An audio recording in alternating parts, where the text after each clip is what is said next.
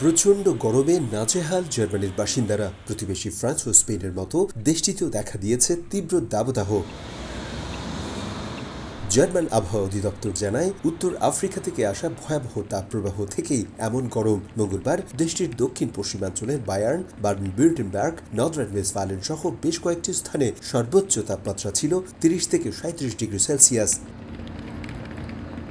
অস্বাভাবিক গরমে চরম বিপাকে পড়েছেন সাধারণ মানুষ। গরম থেকে বাঁচতে চেষ্টার কোনো কমতি নেই স্থানীয় সহ দেশটিতে বসবাসরত প্রবাসীদের। কয়েকদিন যা গরম পড়ছে, অ্যাকচুয়ালি কোথাও শান্তি নাই, তাই কাজে শেষে একটু আসলাম পার্কে।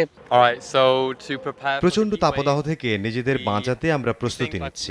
এই গরমে প্রচুর পানির সঙ্গে আইসক্রিমও খাচ্ছি। সময় পেলে ঠান্ডা পানিতে শরীর ভেজাচ্ছি, এতে স্বস্তি মিলছে। তীব্র গরমে বাড়ছে খরা ও ফসলহানির সংখ্যা। কমে যাচ্ছে নদ নদীর পানিও।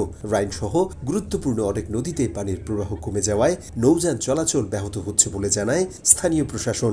এদিকে চলতি সপ্তাহে তাপমাত্রার পারদ ৪০ ডিগ্রি ছুঁতে পারে বলে পূর্বাভাস দিয়েছে আবহাওয়া অধিদপ্তর।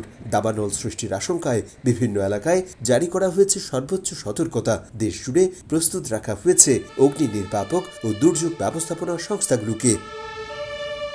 তীব্র গরমে অস্থির জার্মানির লোকালয়, জনপদ ও সাধারণ মানুষ। এমন উত্তপ্ত দিনগুলোতে নিজেদের শরীর ও মনকে স্বস্তি দিতে যে যেভাবে পারছেন ছুটে যাচ্ছেন ঠান্ডা শীতল কোনো স্থানে।